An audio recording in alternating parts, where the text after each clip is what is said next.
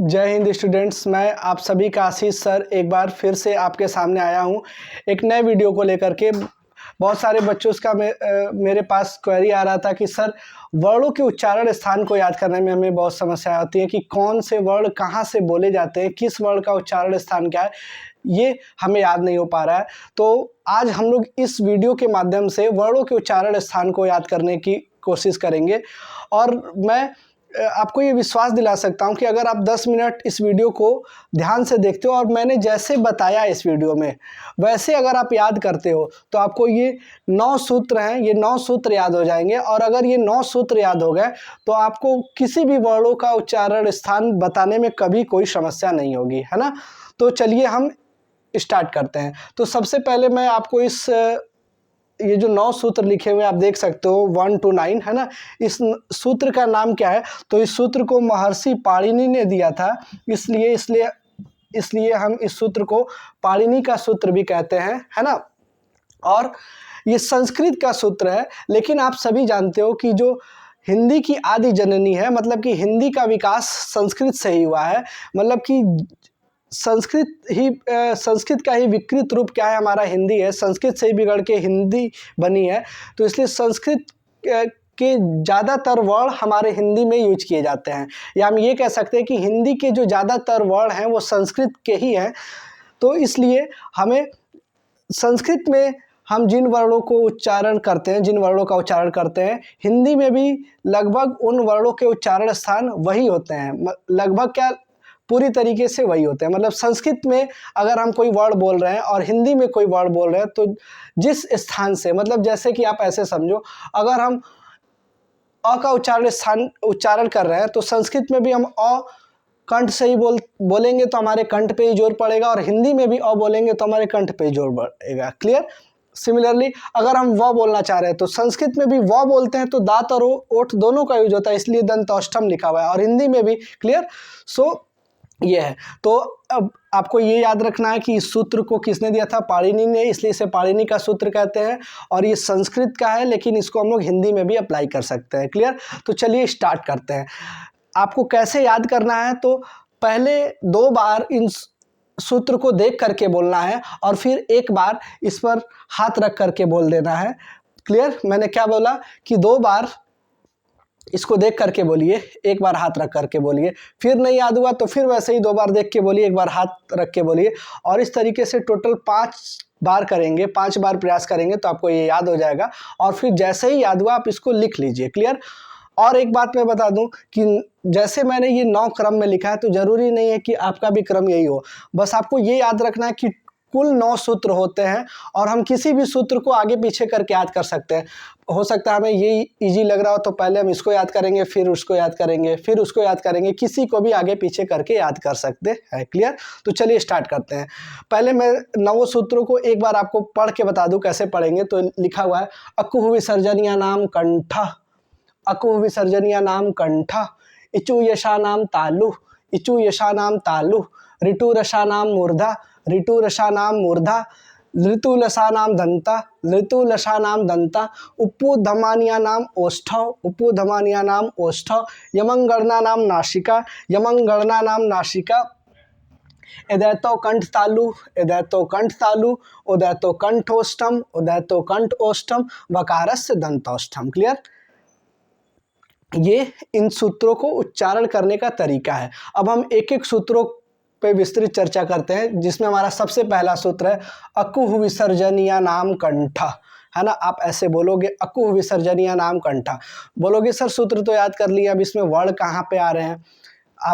आप तो ये बोल रहे हो कि सर ये सूत्र हमें वर्णों के उच्चारण स्थान याद करने में सहायता प्रदान करेंगे, लेकिन वर्णों का इसमें है कहाँ वर्ण?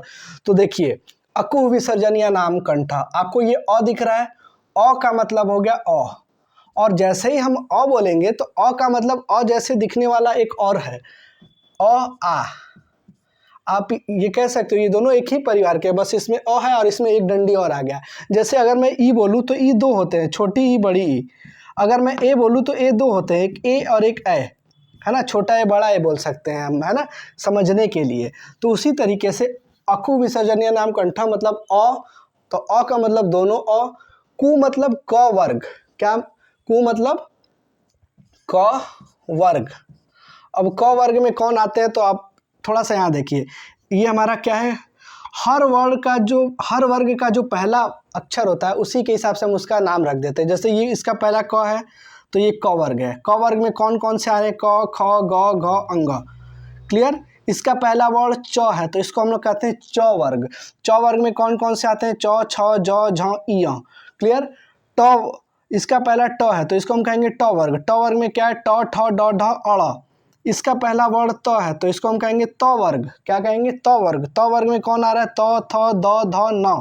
इसका पहला वर्ण हमारा प है तो इसको हम कहेंगे प वर्ग। प वर्ग में पहला क्या है, प फ ब भ म। क्लियर। तो एक बात और याद रखना है, सभी वर्गों का अंतिम वाला वर्ण देखो, जैसे क का अंतिम वर्ण अंग, च का अंतिम वर्ण इ, ट का अंतिम वर्ण अड़, त का अंतिम वर्ण न, प का अंतिम वर्ण म है ना। सभी वर्णों के जो अंतिम वर्ण होते हैं, सभी वर्गों के अंतिम वर्ण, इनका उच्चारण स्थान नासिका होता है। मतलब ये सभी हमारे नाक से बोले जाते हैं। आप इसको याद कर लो, और नहीं तो अगर आप ये सूत्र याद करोगे तो इसमें भी देख सकते हो, यमं गणना नाम नासिका। तो इसमें इ आ रहा है ना, देखो यहाँ पर इ है। म आ रहा है ना, म यहाँ है। अंग आ रहा है, अंग यहाँ पे है। अड़ आ रहा है, अड़ यहाँ पे है। न आ रहा है, न यहाँ पे है ना। सभी, और क्या लिखा हुआ है, नासिका, यमं गणना नाम नासिका। क्लियर। अभी मैं जो वहाँ पे पहुँचूंगा तब भी उसको विस्तृत से चर्चा करेंगे। क्लियर। तो आप ये समझो, हर वर्ण का अंतिम वाला नाक से बोला जाता है। क्लियर। अब आते हैं हम अपने पहले सूत्र पे, अकु विसर्जनीय नाम कंठ पे। तो अ मतलब अ आ, कु मतलब क वर्ग। क वर्ग में कौन सा, तो केवल ये चार, अंतिम नहीं, क्योंकि सभी वर्णों के अंतिम वो तो नाक से बोले जाते हैं, इसलिए उसे हम नासिका वर्ण कहते हैं। क्लियर।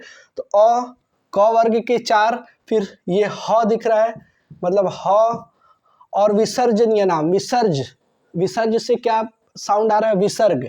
तो विसर्ग क्या होता है हमारा, अह।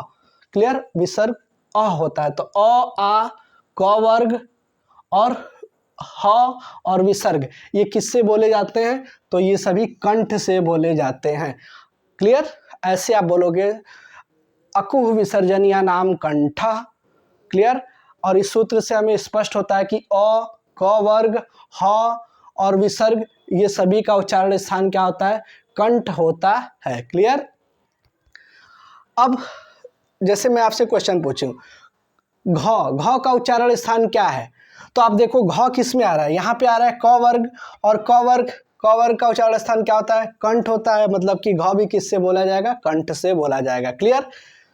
आई होप पहला सूत्र आपको स्पष्ट हुआ होगा। दूसरा, इचु यशा नाम तालु।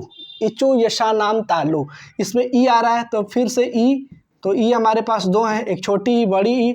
चू मतलब च वर्ग, च वर्ग। आप देखो च छ ज झ इया होता है, लेकिन इया को छोड़ देना है क्योंकि अंतिम वर्ण नाक से बोले जाते हैं, इसलिए उनको तो नासिका कहेंगे। तो च से लेकर के झ तक, इया छोटी बड़ी हो गया, च वर्ग हो गया, य है ना, क्योंकि इस सूत्र में क्या है, य भी है, दिख रहा होगा आपको, य है।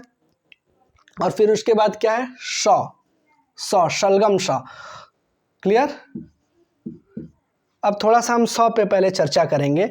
स हमारे पास तीन होते हैं, स, और हमें जब याद करवाया जाता है तो ऐसे याद करवा दिया जाता है कि ये सलगम स, ये षटकोण स, ये सपेरा स। लेकिन वो तो शब्दों के आधार पे हो गए ना, कि सलगम स ऐसे लिखा जाएगा, षटकोण स में ये वाला स आएगा, सपेरा स में ये वाला आएगा। लेकिन उच्चारण स्थान कि कौन सा स कहाँ से बोला जाता है, तो देखो आप में से बहुत सारे लोगों ने ऐसे याद भी किया होगा, इसको हम लोग बोलते हैं, पढ़ते हैं तालव्य श। तालव्य श मतलब ये वाला जो स है, इसका उच्चारण स्थान तालु है। जब हम इसको बोलेंगे तो हमारे तालु टच होते हैं, श बोलो, देखो सीटी बजेगी। क्लियर। ये षटकोण स, ये हमारे मूर्धा से बोले जाते हैं, मूर्धा। श, जब इस स को बोलोगे ना तो आपके मूर्धा यहाँ पे आपके जोर पड़ेगा। और ये वाला स हमारा क्या होता है, दांती स, मतलब दांत से। आप सांप बोलो, सांप, तो आपके दांत टच होंगे। क्लियर। तो इसीलिए हमको याद किया जाता है, ये हम याद करते हैं, इसको हम लोग बोलते हैं तालव्य श, ये हो गया मूर्धन्य स, और ये हो गया दांती श। क्लियर। लेकिन आप में से बहुत लोगों को ये नहीं याद होगा, तो कोई बात नहीं, आप ये सूत्र याद करो, इससे आपको स्पष्ट हो जाएगा। देखो इचु यशा नाम तालु। इचु मतलब ई मतलब छोटी ई बड़ी, चू मतलब चौ वर्ग, य मतलब य, और ये देखो शलगम श आ रहा है ना, मतलब स, और ये किससे बोले जाते हैं? तालु से बोले जाते हैं। और अभी मैंने आपको यहाँ पर बताया कि पहला वाला जो श था इसको हम लोग क्या याद करते हैं? तालव्य श। देखो इस फार्मूले से भी स्पष्ट हो रहा है कि ये वाला जो श है वो तालु से बोला जाता है। क्लियर? अब देखते हैं नेक्स्ट, ऋतु रसा नाम मूर्धा। क्या मैंने बोला? ऋतु रसा नाम मूर्धा। इसमें क्या आ रहा है? री आ रहा है, ट वर्ग आ रहा है, र आ रहा है और षटकोर सा। देखो आप, री आ रहा है, टू मतलब ट वर्ग, ये र, और यहाँ पर देखो षटकोर सा, री ट वर्ग र और षटकोर सा। और मैंने अभी यहाँ पर लिखा और आपको बताया भी था कि इस वाले सा को हम लोग बोलते हैं मूर्धन्य सा, बोलते हैं ना, क्यों? और आप इस सूत्र से भी देखो, री ट वर्ग र और षटकोर स, इसका उच्चारण स्थान क्या है? मूर्धा। मतलब ये किससे बोले जाते हैं? मूर्धा से बोले जाते हैं। क्लियर? फिर ऋतु लसा नाम दंता, अगला है ऋतु लसा नाम दंता। मतलब री आ रहा है इसमें, तू मतलब त वर्ग हो गया, ल हो गया, ये सपेरा श हो गया, और आप देखो इसमें री त ल और ये श। क्लियर? मतलब ऋतु लसा नाम दंता, ये किससे बोले जाते हैं? हमारे दांत से बोले जाते हैं। अब आप सोच रहे हो कि सर हमने हिंदी में री तो पढ़ा ही नहीं है, तो आप ये तो जानते हो ना कि जो हिंदी का विकास हुआ है वो संस्कृत से ही हुआ है। ज़्यादातर संस्कृत के वर्ड हिंदी में यूज किए जाते हैं, बस री का यूज नहीं किया जाता है ना? तो इसलिए ये क्या है, इसको हम लोग हिंदी में काउंट नहीं करेंगे। सो इस सूत्र में री है, तू मतलब त वर्ग, फिर ल, और ये श मतलब सपेरा सा, है ना? तो ये हमारे हो गए री त वर्ग, ल और ये सपेरा सा। इनके उच्चारण स्थान क्या है? दंता मतलब दांत। ये सभी वर्ड किससे बोले जाते हैं? दांत से बोले जाते हैं। जैसे अगर मैं आपसे क्वेश्चन पूछूं कि अच्छा ये बताओ कि द, जो द है उसका उच्चारण स्थान क्या है? तो आप तुरंत फार्मूला याद को दिमाग में अपने याद करने की कोशिश करोगे। सर ने बताया था ऋतु लसा नाम दंता, मतलब री, तो री को तो आप छोड़ ही दो क्योंकि ये हिंदी में यूज किया नहीं जाता है ना? त वर्ग, फिर ल, फिर श, तो त वर्ग, त थ द हमारा त वर्ग में आ रहा है। और सर ने बताया था कि त वर्ग वाले भी किससे बोले जाते हैं? दांत से बोले जाते हैं, दंता। मतलब कि द का उच्चारण स्थान क्या होगा? द। क्लियर? नेक्स्ट है हमारा उपुधमानिया नाम ओष्ठव। उपुधमानिया नाम ओष्ठव, है ना? मतलब कि ऊ, अब ऊ में हमारे दो ऊ होते हैं, छोटा ऊ, बड़ा ऊ। पू मतलब प वर्ग। क्लियर? मतलब छोटा ऊ, बड़ा ऊ और प वर्ग, ये किससे बोले जाते हैं? ओष्ठव। इनका उच्चारण स्थान क्या है? ओठ है। आप बोल के देखो, प, फ, ब, प वर्ग वाले जितने भी आप बोलोगे उन सबको बोलने में आपके जो होठ है वो टच होगा, है ना? क्लियर? नेक्स्ट है यमंगणना नाम नासिका। इसके बारे में मैंने यहाँ पर भी चर्चा की थी। य, म, अंग, ड़ और न, इन सभी का उच्चारण स्थान क्या है? नासिका। मतलब ये सभी वर्ड नाक से बोले जाते हैं। क्लियर? अगला है ए दैतो कंठ तालु। क्या है? ए दैतो कंठ तालु, मतलब ए ए। क्लियर? ए मतलब ए और ए, इन दोनों का उच्चारण स्थान क्या है? कंठ तालु। मतलब ये कंठ और तालु दोनों से बोले जाते हैं। एक और बात है, यहाँ देखो, ये कंठ, ये तालु, ये मूर्धा, ये दंत, ये ओठ, ये नासिका, अभी तक जितने वर्ड थे उनका उच्चारण स्थान केवल एक ही था। लेकिन अब ये तीन सूत्र आपको जो दिखाई देंगे उसमें उच्चारण स्थान दो होंगे, मतलब कंठ तालु।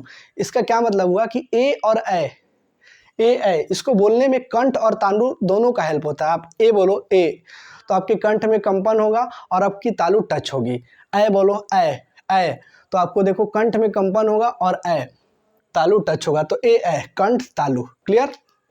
सिमिलरली ओ दौतो दंत औष्ठ, तो ओ दो होते हैं हमारे, ओ और औ, और इनके उच्चारण स्थान क्या है? सॉरी, कंठ ओष्ठम, कंठ ओठ। आप ओ बोलो ओ, तो देखो आपका मुंह गोल बन रहा है, ओ, है ना?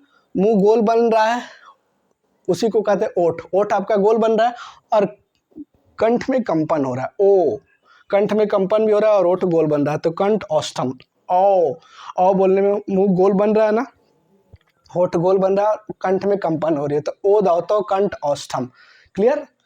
वकारस्य दंत औष्ठम, वकारस में व, जो व होता है उसका उच्चारण स्थान दंत औष्ठम, मतलब दांत और ओठ दोनों। आप व बोलो वन, वन, तो देखो आपका दांत टच होगा और होठ वन, होठ भी गोल बन रहा है। क्लियर। मतलब दांत और होठ दोनों में एक तरह से क्या हो रहा है, मूवमेंट हो रहा है। इसी वजह से हम कहते हैं वकारस्य दंत औष्ठम, मतलब व का उच्चारण स्थान क्या है, दांत और ओठ दोनों है। क्लियर।